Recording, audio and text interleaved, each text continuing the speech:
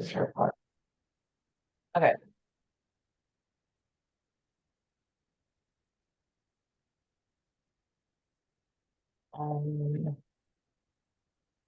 Put this over here. So let me see. Okay.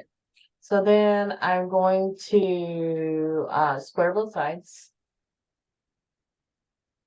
to get rid of that square root. Okay. And when you're squaring, I put the parentheses around the x and the 1 because I need to square x plus 1. Not just x and not just 1, but I need to square all of it. So x plus 1 squared is equal to, now the square gets rid of the square root, so I have y plus 2 over 3. Okay? Yeah. Then I'm going to multiply both sides by 3. So times 3. Okay, so 3 x plus 1 squared equals y plus 2, because there's no more 3. Now the last step is to subtract 2. So 3 times x plus 1 squared minus 2 equals 1.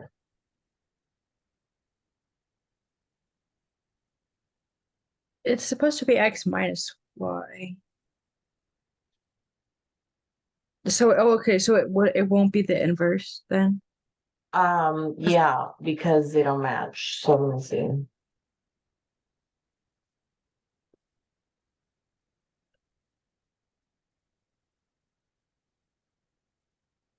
Yeah, it says on number 2, g of x is 3x minus 1 squared minus 2. It's the same as g of x. No.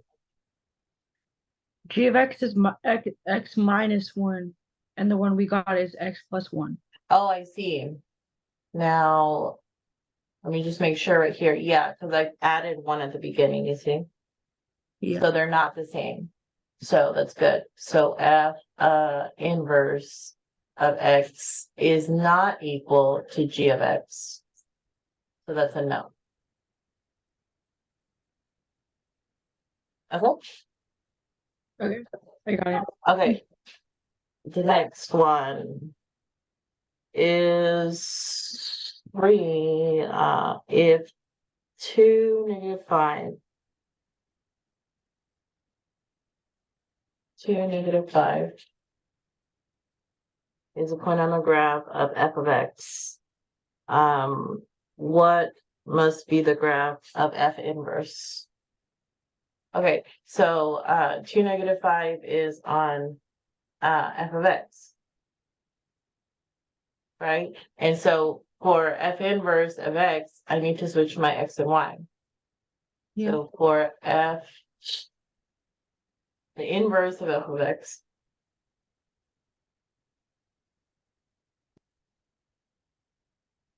would be negative 5 comma 2, because I'm switching my x's and my y's.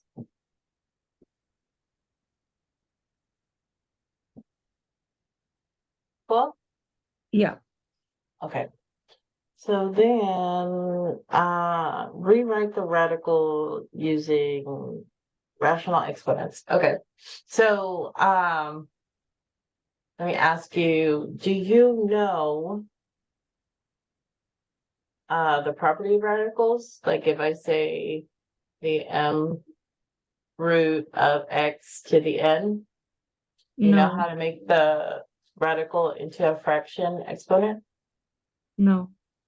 Okay. So basically, whatever's inside, like with the root, is going to be the numerator of the fraction, and whatever's on the outside, that's going to be the denominator of the fraction, and the fraction will be the exponent, so that'll be x to the n over n. So your exponent becomes a fraction, and that's just a property of radicals. And also, if you have like the square root of x like this, then it's an implied 2. M is an implied 2. Okay? Okay. So the problem is the fourth root of 16 x to the 8th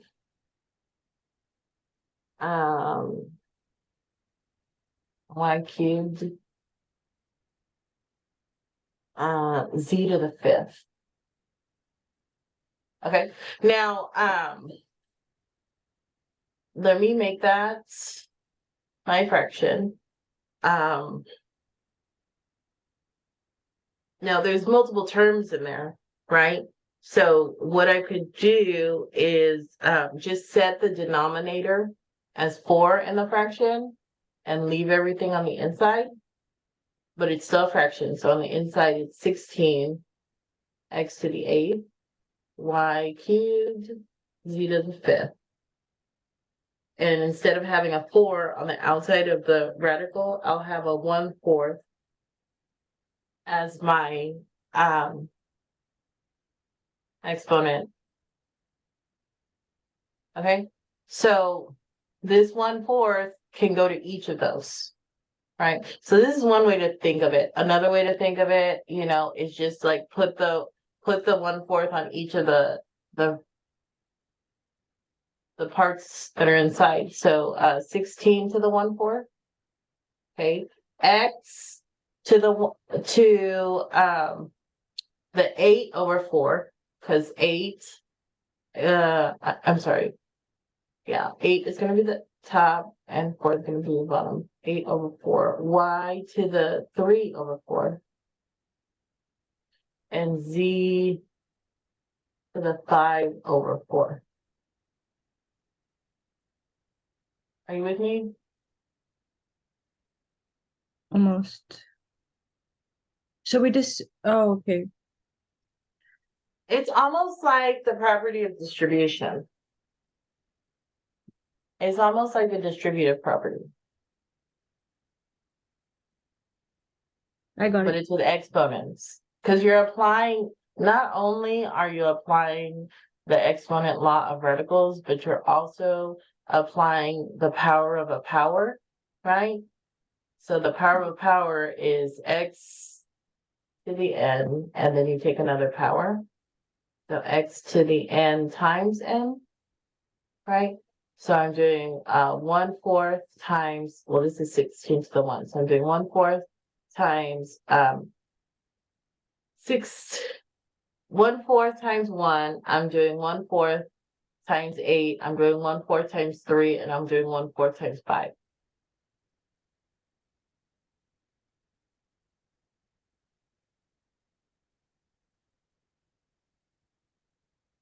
What do No? I do with it after? Okay. So I was just making sure you're with me. So far, so good. Yeah. Okay. So, are you allowed a calculator? No. Oh, No. wait, yes. I lied. You are Yes. allowed a calculator? Yeah. Okay. So, For some parts. for some parts. Well, let me ask you, if you know what 16 to the 4th root is, do you know what number you multiply by itself 4 times and it equals 16? 4. No, 4 times 4 is 16. So you Oh, only multiply it by itself 2 times. What number do you multiply by itself 4 times? 2. 2. 2 times 2 is 4 times 2 is 8 times 2 is 16. So the 4th root of 16 is 2. Okay, now x to the 8/4, 8/4 is 2, so that's x squared. With me? Yeah. Now, 3/4 is not a whole number, so I'll just turn this back into a radical and I'll say the 4th root of y cubed. And then 5/4 is not 5/4 is not a whole number either. So I'll just leave that in the radical still also, z to the 5th. And so leave the y and the z in there because they don't divide evenly.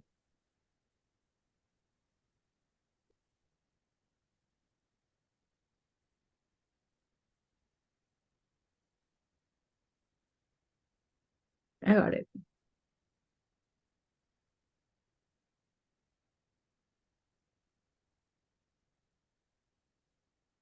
How's that? It's good. Make sense? Yeah. Okay, the next one. Do you want to try it or do you want me to do it again? So we just leave the answer like that. That's the answer, Okay. right? Yeah, because rewrite. Well, okay. Rational exponents, I guess this is what she's asking. She wants all rational exponents. So I guess like that. This is still saying the same things. I just put it back as a radical. But if you want, she probably wants you to simplify. If I'm reading the instruction, she probably wants you to simplify that right there and simplify this. So let me not, instead of writing it like this is correct, but the instructions are saying, rational. So rational, that means fraction. And radical, that means the root, the nth root, whatever root. Okay. So if you were to do all of them as fractions, well, just 2 is fine because that's in simplest form. 16 to the 4th root. X squared would be good. And then leave y 3/4 and z 5/4. Yeah, I just checked the answer key. That's what she's looking for. That's what she wants. Because of what the instructions say, because of what the question says.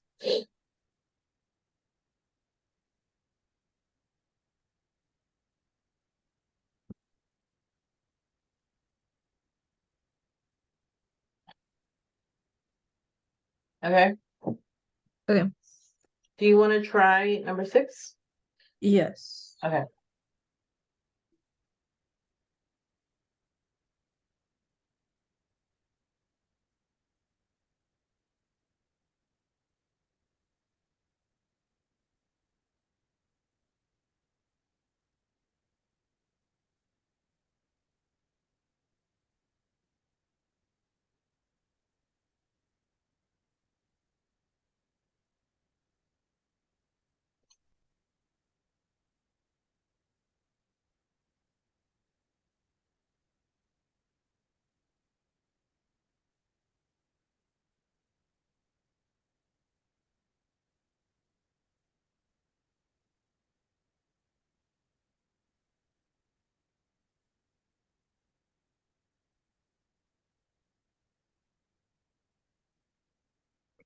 I'm not sure what to do.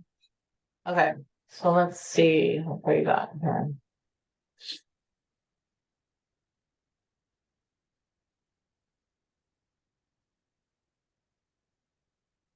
All right. So it is 6 square root of 6 a cubed b squared c7. So there's nothing here, right? So what's it understood to be? 1. No, the square root is square, right? So it's understood to be a 2. Okay. The opposite of square root is square. If it was just 1, like the power of 1 is just, it stays the same. So this would be 6 to the 1/2. Okay, because this is really 6 to the 1, so that's understood also. That's invisible. This 1 here is understood, it's not part of the problem. Okay, so 6 to the 1/2, and then a to the 3/2, and then b to the what? 2/2, which is 1. And which is 1, right? So I can just leave a 1 if you want. Okay, and then c to the 3/2. c to the Oh, sorry, 7/2. I read 7/2. C to the 7/2. Okay. Now, Yeah, you can't. 6 is not a perfect square, so you can't take the square root of 6. So I'll just leave it like that. Is that what she wants? Yeah. Yeah. And that 1 is understood again right here, so I don't have to write it. Okay. Okay. All right. Number 7, is that where we are? Yeah.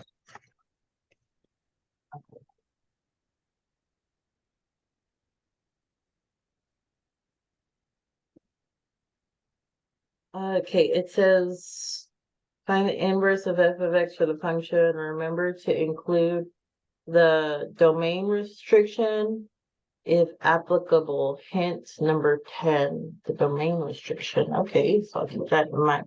The inverse. Okay, so for number 7, out of page. So for number 7, f of x is equal to 1/4 x squared minus 1. This is just like those first ones we were looking for. Do you want to try it? Um, Or you want me to go? You want me to just do it? let's do the first one. Huh? Let's do the first one to see. You want me to do it? Yeah. Yeah, y is equal to 1/4 x squared minus 1. Okay? So I'm going to switch the x and y because I'm looking for the inverse. So x is equal to 1/4 y squared minus 1. Okay? Now I got to solve for y. We're So going you to add add 1 on both sides. So x plus 1 is equal to 1/4 y squared. Okay? yeah. So then I can multiply both sides by 1/4. Is that how you would get whatever your 1/4? Or what would you do for your 1/4? Would you divide by 1/4? How do you usually do it? I don't remember. Okay, so you can do it one of two ways. You can multiply by the reciprocal, which is 4/1.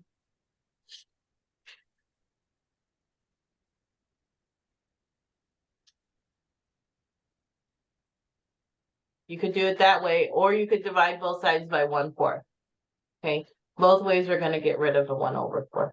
So 4/1 is just 4. So it's 4x plus 4 if I distribute. You all right? Yeah. Then the square roots of both sides. So the square root of 4x plus 4 is y. That's the inverse.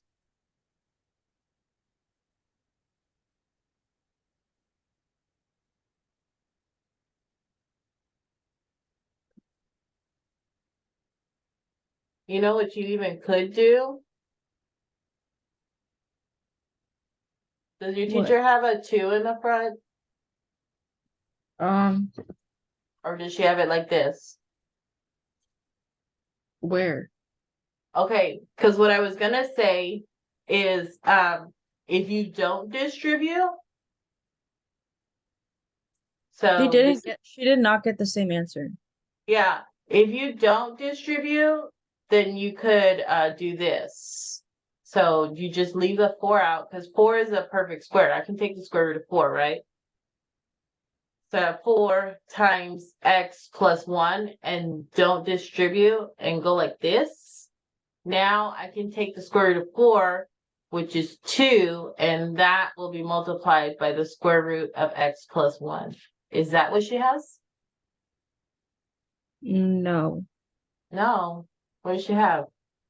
She just has f of x equals plus or minus square root of 4 um time times x plus 1.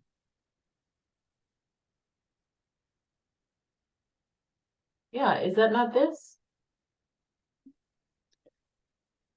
No, there's the 4. It's with the 4, not the 2. Okay, so this is the 4 on the inside or on the outside of the square root? The inside. Yeah, that's what this is right here. That's what this is. Yeah. Yeah, square root is always plus or minus.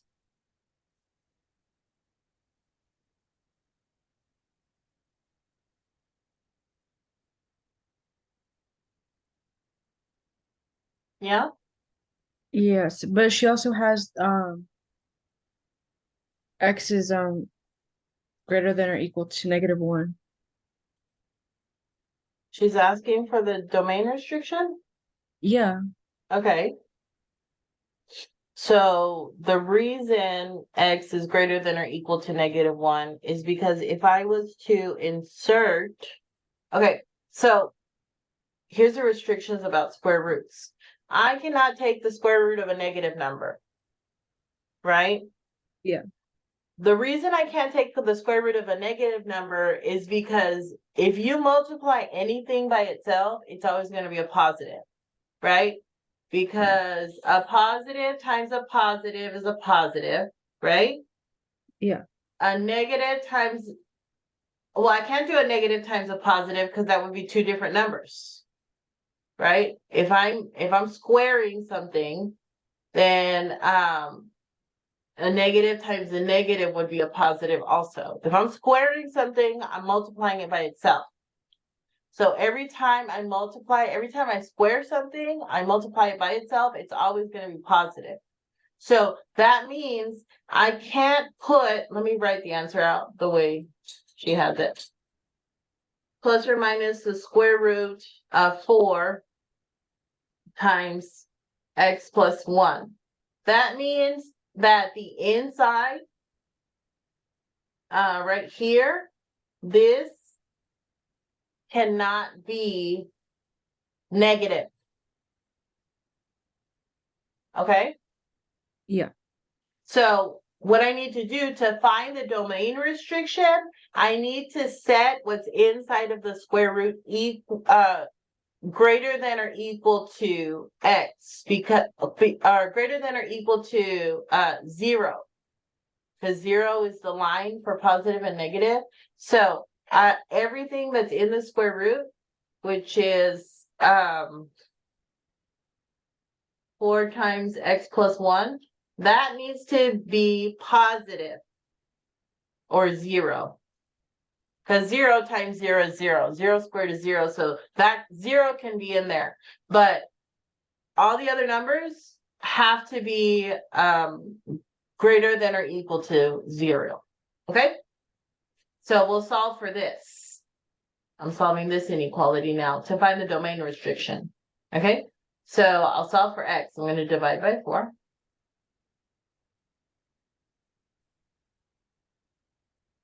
Okay? So x plus 1 greater than or equal to 0, because 0 divided by 4 is 0, and then subtract 1 on both sides. So x is greater than or equal to -1. This is my domain restriction.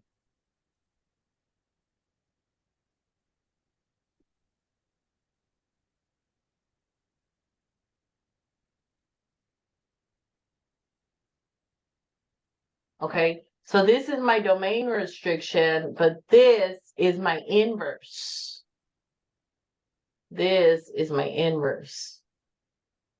yeah, Okay, so f inverse of x is equal to plus or minus the square root of 4 times x plus 1.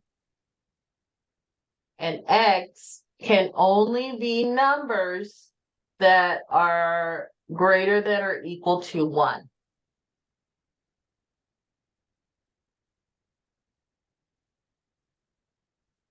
Okay? yeah. All right.